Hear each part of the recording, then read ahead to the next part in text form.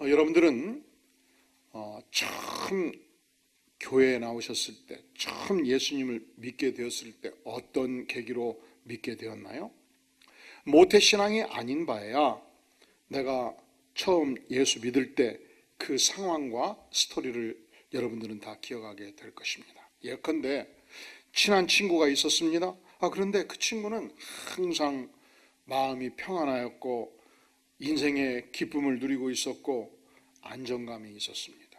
나는 분노도 컸고 불만도 많았고 속이 시끌시끌했어요. 그래서 저 친구 따라 교회 나가면 나도 마음의 평안을 얻을 수 있을까 생각하던 차에 교회가 행사가 있다고 그래가지고 오라고 그러길래 두말 않고 따라 나섰습니다. 그때부터 교회 생활을 했습니다. 예수 믿고 마음의 평안을 얻었습니다. 이런 분들일 수 있겠죠. 때로는 어떤 교회 공동체는 사회적 상층 계층을 형성해서 사람들을 빨아들이는 경우도 있습니다. 이명박 대통령 시절 강남에 소망교회라고 있었죠. 이 정부 부처의 장차관급들, 국가 공기업체들의 사장단들, 그리고 수많은 정치 지망생들이 이 교회로 몰려들었습니다. 그래서 그 당시 토하 일간지에 고소영이라는 단어가 생긴 것입니다. 고소영이 뭐예요? 고소하다? 고려대학교, 이게 소망교회란 말이죠. 하여간 소망교회 가면 이명박 대통령 만날 수 있고, 소망교회 가면 이 정권의 실세들을 만날 수 있고, 그래서 열심히 소망교회 나가고, 그러니까 교회를 나가되 예수님을 믿되 종교적 목적 외에 다른 목적을 가지고 교회를 나가는 자리에 있다는 것을 보여주는 것입니다. 그런데 그것은 오늘의 시대 문제만 아닙니다. 심지어 오늘 말씀에서 예수님의 제자들도 같은 문제를 가지고 있었습니다. 예수님께서 복음을 전하실 때 이 내부 계층이 있었죠. 3만 명, 5만 명 운집하는 군중이 있었습니다. 그 중에서 핵심 멤버들 약 70명의 70문도가 있었습니다. 그 중에서도 12제자를 뽑았습니다. 이 12제자 중에서도 3거두가 있었죠. 따라해 볼까요? 베드로, 야고보, 요한. 그런데 어느 날 우리 주님께서 예루살렘에 향하고 가셨을 때에 두 제자가 면담을 요청한 거예요. 예수님, 우리 형제 야고보와 요한을 별도로 좀 만나주시면 좋겠습니다. 우리가 긴히 할 말이 있습니다. 알았다. 도대체 너희의 할 말이 무엇이뇨? 그랬더니 말하기를, 우리 그들의 요청사항 같이 읽어볼까요? 37절 시작.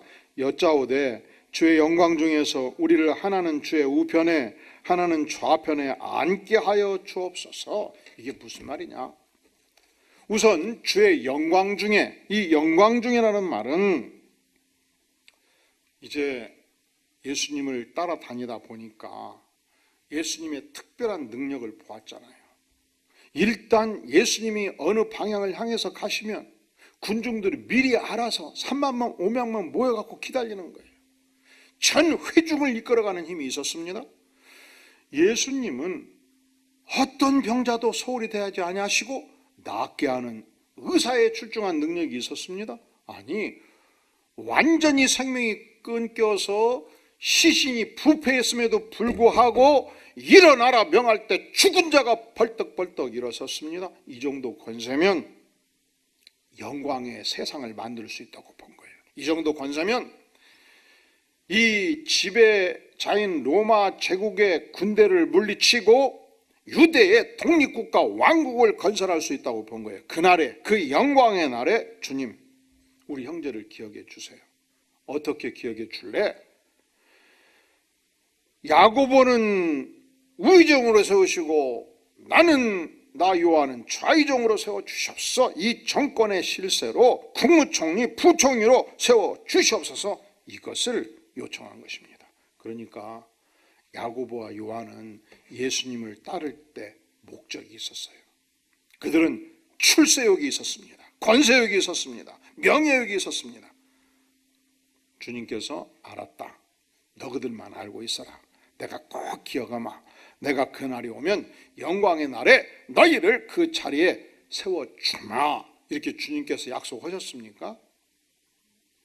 안 하셨어요?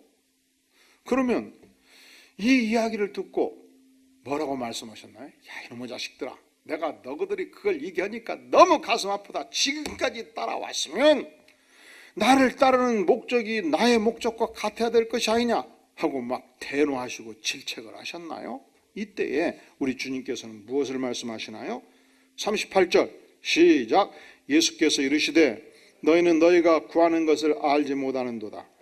내가 마시는 것을 너희가 마실 수 있으며 내가 받는 세례를 너희가 받을 수 있느냐? 이 말씀의 의미가 이렇습니다. 너희가 지금 구하는 것이 무엇인지 도무지 알지 못하는구나. 사실은 내가 가는 길은 영광의 길이 아니다. 내가 가는 길은 유대 민족의 독립국가를 세우는 게 아니다. 내가 가는 길은 이제 예루살렘에 가면은 죽음에 쓴 잔을 마실 것이다. 그리고 십자가에서 온몸에 물과 피를 흘림으로 죽음의 세례를 받을 것인데 너희가 그것을 받을 수 있느냐? 그러니까 야고보와 요한이 아이고 그건 못하지라 그렇게 말한 것이 아니에요. 그러니까 야고보와 요한이 자신 있게 답변한 거예요. 한번 따라해 볼까요? 할 수 있나이다. 할 수 있나이다. 저희 과거의 교인 중에 이 김대중 정권의 핵심 실세가 있었습니다. 장관까지 했습니다. 국회의원도 했습니다. 그런데 김대중 씨가 엄청난 핍박을 받을 때 동교동에서 갇혀 있을 때 함께 그 가족과 함께 갇혀 있기도 했습니다. 동경에서 납치돼 가지고 태평양에서 그 당시 안기부 세력이 죽이려고 했을 때 겨우겨우 살아남아 가지고 동교동에 이제 안치시켜 가지고 자가격리 하듯이 아주 군대가 에워싸 가지고 한 발자국도 못 나가게 할 때 그때 같이 3개월, 6개월, 1년 격리된 삶을 살았던 우리 교인이 있었습니다. 그런데 그런 얘기를 해요. 그때 같이 있던 4명인가가 김대중 씨가 결국은 정권 잡을 때 다 장관 했고 다 정권 실세로 일을 했고 마지막 물러갈 때까지 핵심 세력으로 일을 했다는 것입니다. 그리고 또 그런 얘기를 해요. 대한민국에 어디를 가든지 전 세계 어디를 있든지 김대중 선생이 전화하면 누구나 그 자리에서 펄떡이 나갖고 예 노가 없었다는 거예요. 그분들이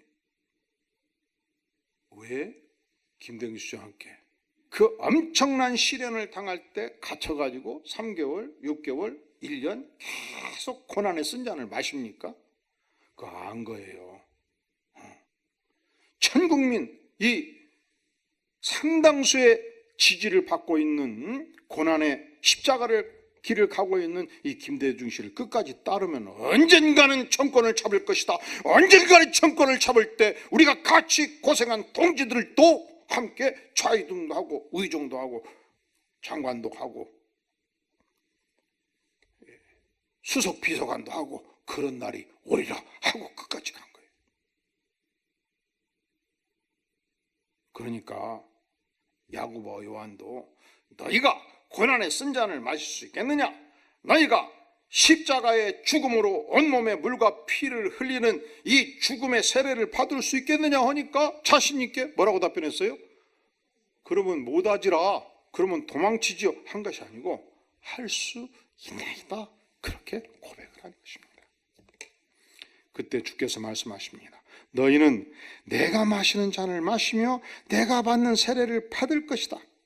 그러나 내 좌우편에 앉는 것은 내가 줄 것이 아니라 누구를 위하여 준비되었든지 그들이 얻을 것이니라. 그들이 스스로 얻을 것이니라. 그렇게 말씀을 한 것입니다. 제자들은, 특히 야고보와 요한은 영광의 길을 얻기 위해서, 언젠가 권력의 실세가 되기 위해서 오늘의 고난을 감당하겠다라고 답변한 거예요. 그런데 우리 주님은 단지 영광의 그 길을 얻기 위해서 오늘의 고난을 감당하는 상황이 아니라는 것을 말씀합니다. 참된 제자의 길은 무엇이냐? 마지막까지도 이 고난의 쓴 잔을 마실 수 있어야 된다. 그것을 우리에게 말씀하시는 것입니다. 그러니까 우리가 주님을 따를 때, 내가 주님을 따르면 중간 과정으로서 작은 고난들은 이기면 언젠가 하나님께서 나를 이 세상에서 실세로 위대한 인물로 자금도 주시고 권세도 주시고 그것이 좋사오니 내가 주님을 따르겠습니다 하면은 우리가 변화되지 아니한 야고보와 요한의 길을 가는 것입니다. 참된 제자의 길은 예수님을 바라보면서 지상에서 내 인생에 영광이 있든지 없든지, 지상에서 나에게 주어지는 출세 욕구가 채워지든지 채워지지 않든지, 물질의 욕구가 채워지든지 채워지지 않든지 관계없이 오직 그리스도의 영광을 위해서 따르는 자, 예수님이 마신 고난의 잔을 직접 함께 마시는 자가 참된 제자라는 것을 우리에게 보여주는 것입니다. 어느 공동체든지 공동체가 꽃을 피우기 위해서는 고난의 잔을 마시는 자들이 필요해요. 가정도 그렇습니다. 사실은 우리 어르신 시대는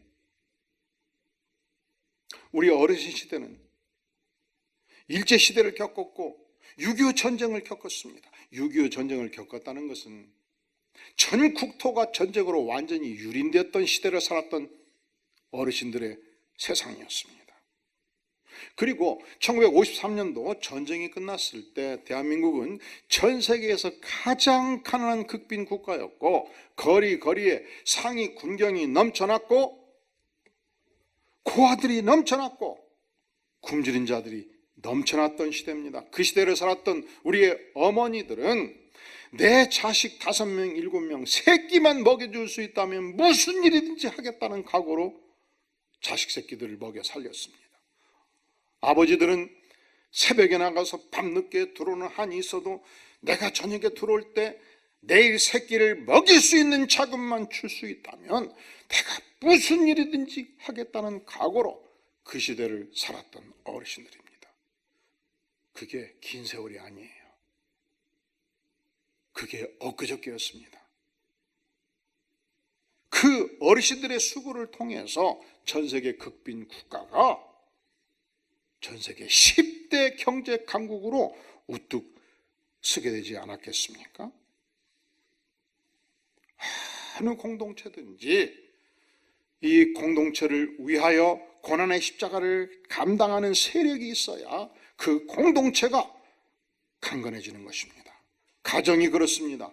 회사가 그렇습니다. 국가가 그렇습니다. 일제치하에서 고통할 때 안중근 의사는 이 대한독립 만세를 부르면서 결국 일제의 핵심 세력들을 제거하다가 형장의 이슬로 사라지기도 했지 않습니까?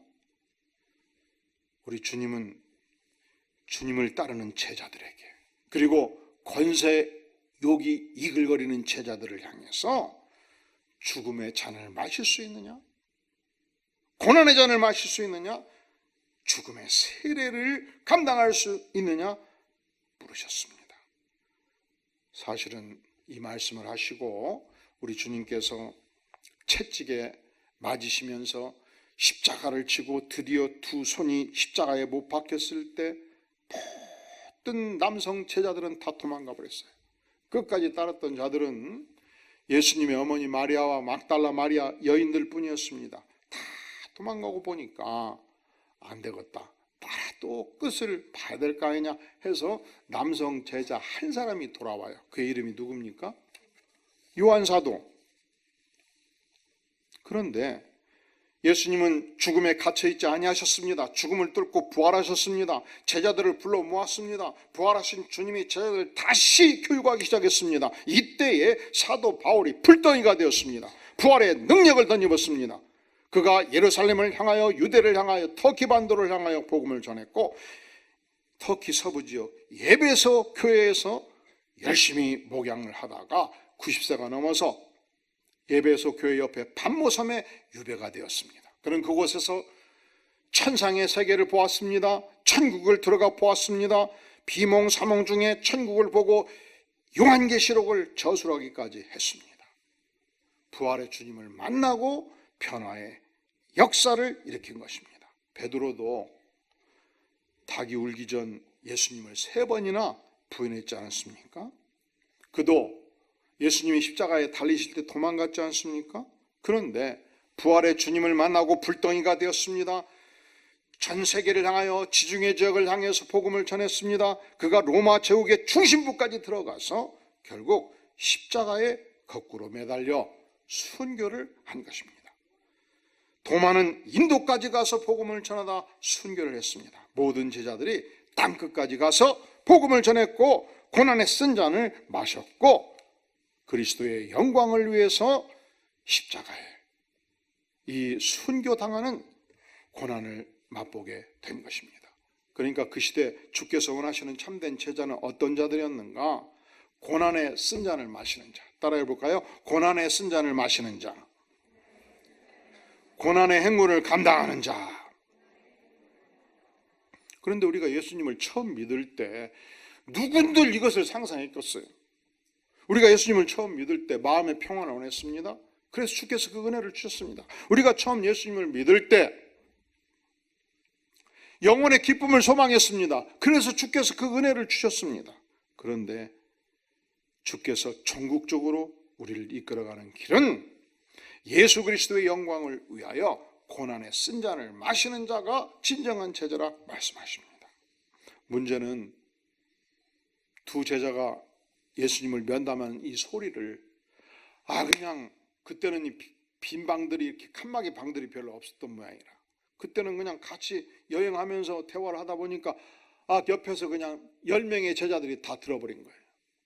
그럴 때 맞아, 잘 충성했으니까 너희들이 국무총리 부총리 해라이, 우리는 장관만 하면 된다이, 이렇게 반응을 했을까요? 자, 우리 다 함께 어떻게 반응하는지 41절 읽어볼까요? 시작. 10 제자가 듣고 야고보와 요한에게 대하여 화를 내거늘. 어떻게 반응을 했습니까? 왜 화를 낸 것이죠? 그러면 어떻게 화를 냈을까요? 자, 왜 화를 냈을까요? 10명의 제자들도 성질 나버린 거예요. 성질. 왜 성질이 나요? 야, 야고보, 요한, 너희들만 충성했냐? 너희들만 총리 해먹냐? 나도 자격 있어 이놈들아. 왜 너희들만 따로 만나? 통지자라 통지. 너희들이 그러면 배신자 이놈들아, 정신 차려. 이렇게 화를 낸 거예요. 그러면 이렇게 화를 낼 때 마음 속생각은 베드로와 야고보와 요한과 같아요, 달라요? 이럴 때 이렇게 열심히 화를 낸다는 것은 무엇을 말해요? 나도 너희들과 똑같은 욕망이 있다 이놈들아, 이걸 말하는 거잖아요. 이놈들아, 너희들만 해먹으면 되냐? 너희들만 해쳐먹으면 되거든요. 나도 충성했고 나도 제자니까 너희들이 따로 면담하면 안 돼 이놈들아. 똑같이 고생했는데 내가 먼저 될 수도 있어 이놈들아. 이렇게 생각을 하니까 그냥 똑같이 권세욕이 있으니까, 똑같이 명예욕이 있으니까 하나도 편하지 않았기 때문에 분노가 일어난 거예요.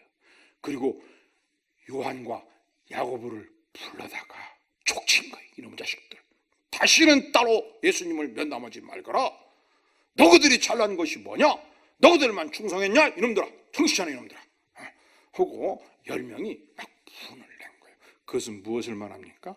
아직도 저들이 예수님을 따르지만 예수님의 제자된 인격을 갖추지 못했다.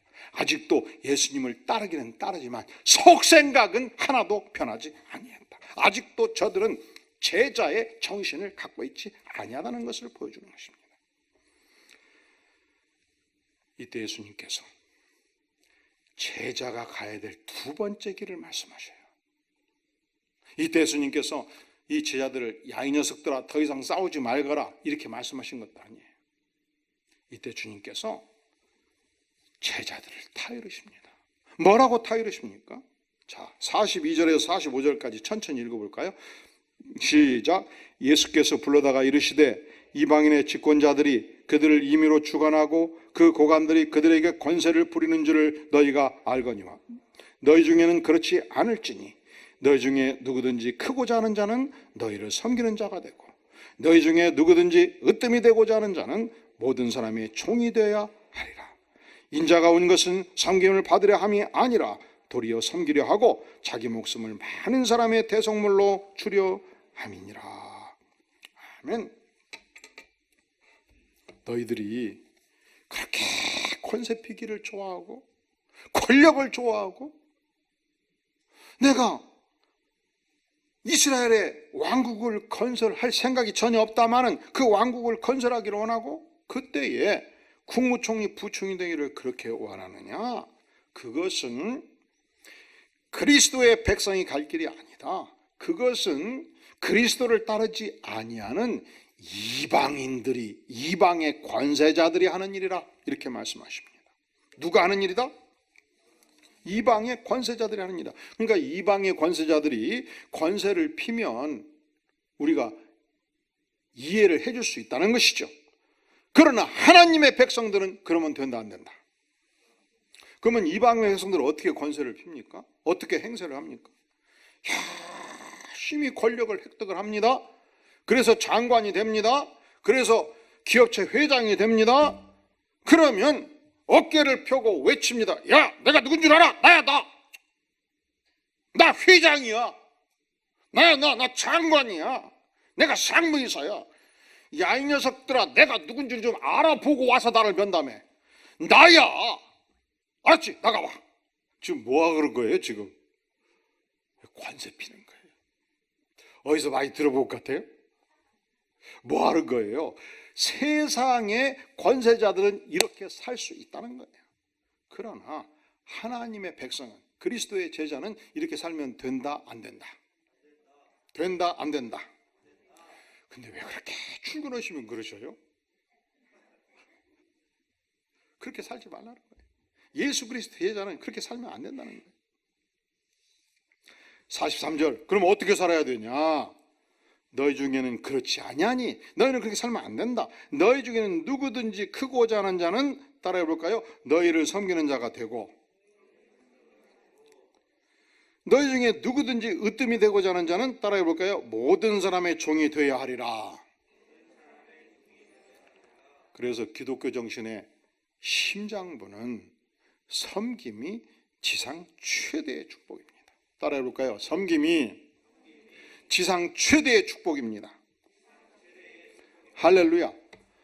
사랑하는 성도 여러분, 띠를 가서나 섬기기로 작정하면 전혀 서운한 것이 없어요.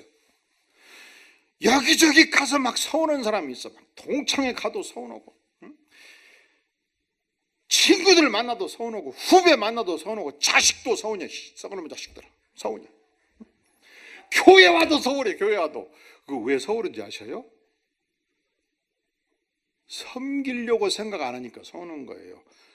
반대로 권세 피려는데 권세가 안 펴지니까 서우는 거예요.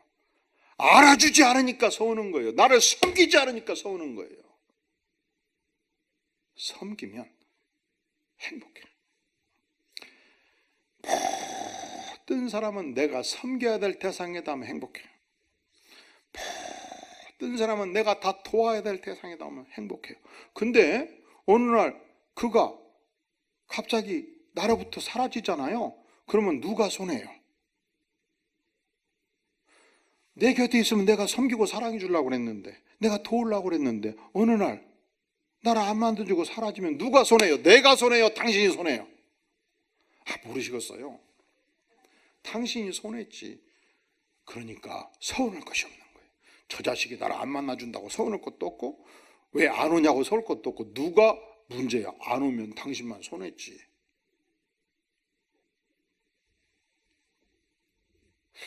무슨 말씀인지 모르신 모양인데. 안 오면 누가 손해예요? 당신이 손해요. 우리가 누구든지 속한 공동체에서, 여러분 내일 출근하시면 출근하는 부하들, 상관들, 동료들을 만날 때 다 내가 도와야 될 대상이라고 생각하면 그들이 나를 어떻게 대우하든지 관계없어요. 내가 도와야 될 대상이니까, 내가 섬겨야 될 대상이니까 서운할 이유가 하나도 없어요. 근데 왜 서운하냐? 아니, 이 녀석이 10년 전 입사할 때 내가 그렇게 도와줬는데 머리가 커졌다고 말을 안 듣네. 그게 서운해. 아니, 저 녀석 승진할 때 내가 상관한테 잘 얘기해줬는데 요즘은 차 한 잔 안 사네. 그래서 서운이야. 대우 받으려니까 서운한 거예요. 섬기려고 작정하면, 도우려고 작정하면 어디를 가나 하나님께서 내게 주신 사명에 충실하기 때문에 전혀 서운할 것이 없습니다.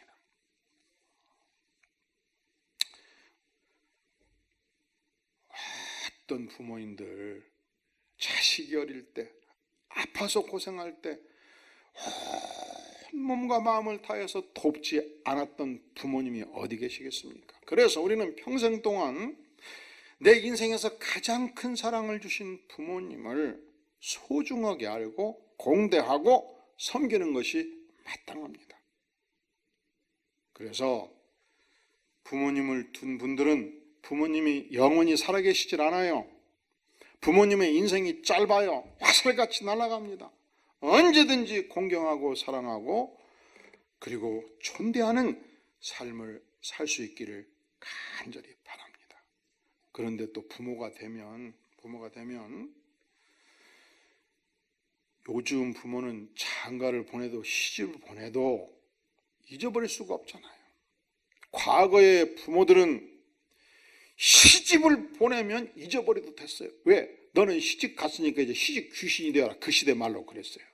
아무리 시댁에 문제가 많아도 친정 와서 말하지 말아라. 시집 귀신이 돼버려라. 죽든지 살든지 거기서 머무르고 거기서 죽고 거기서 살아라. 그러니까 애프터 서비스를 할 필요가 있어요, 없어요? 시집 가면 끝난 거요. 시집 가면 애프터 서비스가 필요가 없어요. 죽어도 살아. 지가 거기서 살 거니까. 시집 간 지 3개월 만에 연락도 없이 친정 오면 문을 안 열어줬어요. 너는 시집 귀신이 되라고 보냈는데 왜 왔냐? 다시 가거라. 근데 시대가 바꿔져서 우리가 눈 감을 때까지 자식들은 애프터 서비스를 끝까지 해야 돼. 좀 억울하긴 하지만, 그러나 섬김이 지상 최대의 축복이라고 말씀하시고 순종을 하면 그것도 우리 인생의 복인 것을 확인하게 됩니다. 그리고 주님은 섬김이 어떤 의미가 있는가? 하나님이신 예수님이 이 땅에 온 존재 목적이라고 선포하셔요. 45절 시작. 인자가 온 것은 섬김을 받으려 함이 아니라 도리어 섬기려 하고 자기 목숨을 많은 사람의 대속물로 주려 함이니라. 인자가 누구예요? 창조주 예수님이에요. 창조주가 왜 이 땅에 오셨느냐? 섬김을 받기 위하여 오신 것이 아니다 말씀합니다. 섬기기 위해서 오셨다. 자기 목숨을 많은 사람의 대속물로 주기 위하여 이 땅에 오셨다. 섬김이 예수님 자신의 지상 목적이었습니다. 섬김은 예수님의 생애에 있어 가장 중요한 목적이었습니다. 그리고 우리에게 섬김은 주님을 따르는 모든 제자들의 지상 목적이 되어야 된다고 말씀을 하시는 것입니다. 구조적으로 우리 민족은 이 섬김의 체질화가 굉장히 어려운 민족이에요. 그래서 교회에서 설교가 이렇게 진행이 되고 성경이 말씀하면 맞아, 옳은 말씀이 고개를 끄덕끄덕 하는데 삶은 반대로 살기가 쉬운 민족이에요. 왜 그러는가? 우리는 이 지난 500년 조선시대의 유교 윤리에 의해서 계층사회가 확정됐거든요. 양반이 있고 그리고 상민이 있고 중인이 있고 백정이 있고 노예가 있고, 양반들은 언제든지 어디를 가나 소리치면 살았어요. 이리 오너라 하면 왔어요. 내가 중앙청에 등청을 해야 되겠다 하면 노예 4명이 와가지고 들 것을 들고 딱 실었어요. 그럼 앞에서 외쳐요. 물러거라 영의정 납신다. 이 지배의 원리에 의해서, 권세의 원리에 의해서, 입신양명의 원리에 의해서 목에 힘을 주면서 사는 것이 인생에 사는 맛이라고 생각하고 지난 500년 조선시대를 살았단 말이죠. 그래서 지금은 대한민국 전체가 평등사회임에도 불구하고 정신세계는 여전히 계층사회예요. 만나면 어떻게든지 상대방을 누를 수 있는 내가 우위에 있다는 조건을 발견하기 위해서 나이가 몇이냐고 묻고, 나이가 밀리면 큰아들이 몇 살이냐고 묻냐. 22살이다. 아, 나는 28이요. 우리 큰아들은. 그리고 명함을 주고받으면서 보니까 과장 명함이네. 나는 이사요. 그러면 기업이 중소기업에 계시구만. 난 대기업이거든. 대기업 과장은 이사와 맞먹어. 어떻게든지 하여간 누가 권세가 높은가 해서 보이지 않는 가운데 계층 문화가 우위를 얻기 위해서, 그리고서 누가 갑인가를 재고자 하는 강력한 의욕을 가지고 사는 민족이에요. 그런데 주님은 이런 짓거리를 하지 말라는 거예요. 주님은 관계없이 섬김이 지상 최대의 축복이라 말씀하신단 말이죠. 우리 안디옥교회 성도님들은 어디를 가나 섬김의 축복을 누릴 수 있기를 주의 이름으로 축원합니다. 후배든지 선배든지, 나이가 어리든지 나이가 많든지, 직장에서 높든지 낮든지 관계없이 우리 주님께서 가르치는 삶의 원리를 따라서 무장하고 사는 위대한 백성들 될 수 있기를 주의 이름으로 축원합니다. 그래서 이 영적인 기독교가 가는 곳에는 역사의 혁명이 일어나고 문화의 혁명이 일어나고 사상의 혁명이 일어나게 되는 것입니다. 우리 주님은 예루살렘에 입성하실 때 제자들을 모아놓고 내가 지금 예루살렘에 가는 것은 더 이상 왕국을 일으키는 길이 아니고 이제는 내가 체포되기 위해서 걸어간다 말씀하셔요. 내가 권세자들에 의해서 체포될 것이며, 그리고 빌라도 이방인의 손에 넘겨질 것이며, 그리고 나는 그곳에 가면 더 이상 영광의 길을 가지 않는다 말씀하셔요. 그럼 어떤 길을 가느냐? 우리 3, 4절 같이 읽어볼까요? 시작. 그들은 능욕하며 침 뱉으며 채찍질하고 죽일 것이나 그는 3일 만에 살아나리라 하시니라. 우리 주님은 이방인들 군대의 손에 의해서 채찍질을 당하십니다. 능욕을 당하십니다. 백성들에 의해서 침뱉음을 당하십니다. 수치를 당하십니다. 그 모습은 더 이상 전능자의 모습이 아니었습니다. 영광의 주님의 모습이 아니었습니다. 그 모습은 수치를 당하는 모습이었고 능욕을 당하는 모습이었습니다. 세상의 영광을 포기하는 자의 모습이었습니다. 그러니까 우리가 예수님을 따를 때, 예수님의 제자가 될 때 뭐가 필요하냐? 우리도 주님의 발자취를 따라가야 되지 않겠습니까? 우리가 세상을 살면서 영광을 누리기를, 인기를 누리기를, 인정을 받기를 포기하고 우리 주님께서 십자가의 길을 갈 때 욕 드시고 비난 받으시고 돌팔매질 당하시고 그 많은 고통을 당하셨듯이 주님, 내가 주님을 따르고 배울 때 참 제자로서 어떤 대가도 치르겠습니다. 이것이 제자의 길이라 말씀하시는 것입니다. 해방전 기독교 인구가 3% 이하일 때, 1% 이하일 때, 그 당시 예수님을 믿는 것은 바로 그 길을 가는 길이었습니다. 영광을 포기하는 길이었습니다.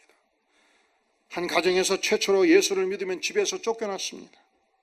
예수를 믿고 교회 생활하면 일본 제국주의 치하에서 천황에게 경배를 않는다고 해서 일본 순경이 쫓아왔습니다. 신사차별을 거부하면 체포되었습니다. 그래서 주기철 목사님은 일관되게 일사각오의 설교를 했습니다. 주님을 위해서 한 번 죽는 것을 각오하겠습니다. 내가 주님을 바로 섬기겠습니다. 저는 일제의 황제에게 절하지 않겠습니다 해서 그가 결국은 설교한 대로 체포되었고 순교를 한 것입니다. 그 길을 간 것을 그 가족 전체가 후회하지 아니했고 그 후손들이 동일하게 같은 믿음으로 충성하는 모습을 보여준 것입니다. 그러니까 참된 제자는 어떤 자인가? 세상의 영광을 포기한 자입니다. 우리가 30일 캠페인을 하면서 보네파라는 인물에 주목하였습니다. 그가 저술한 제자도의 대가를 통해서 우리가 걸어가는 길이, 제자의 삶이 무엇인가를 보았습니다.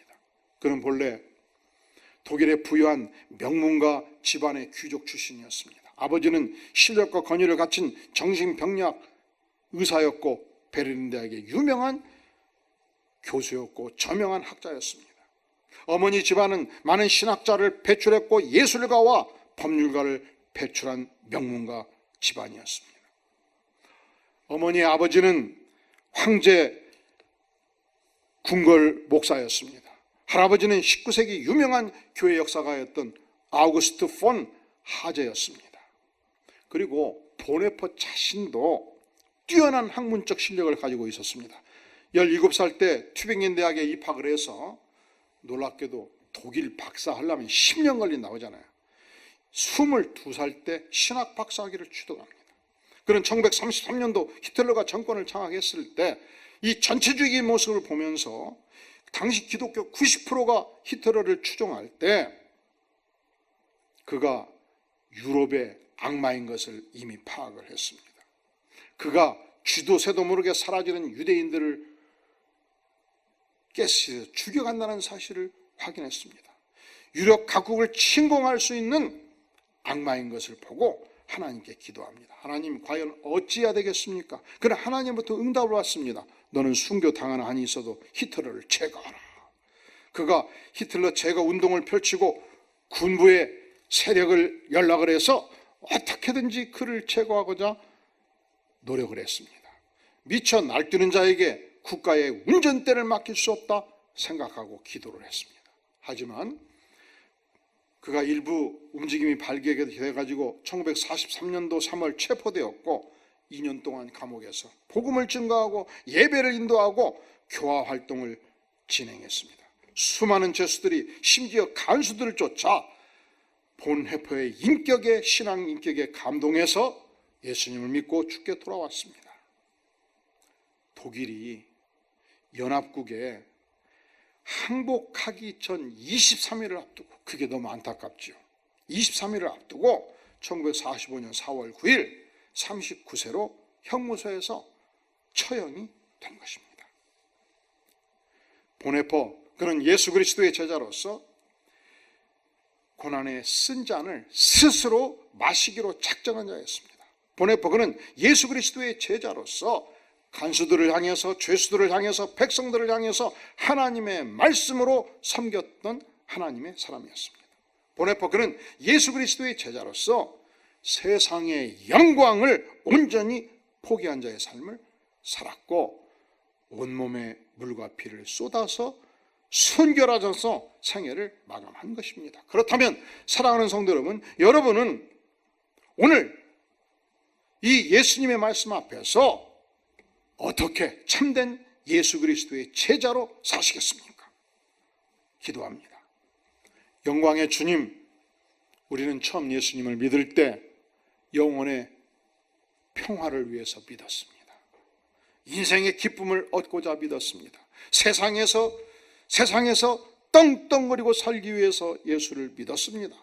그런데 주께서 우리에게 참된 제자의 길이 아니라 말씀하실 때, 참된 제자의 길이 고난의 쓴 잔을 마시는 길, 섬기는 자의 길, 영광을, 세상의 영광을 포기하는 자의 길이라고 말씀하실 때, 주님, 우리는 이 말씀에 순종하며 따르기를 간절히 원합니다. 우리를 불쌍히 여겨 주시옵소서.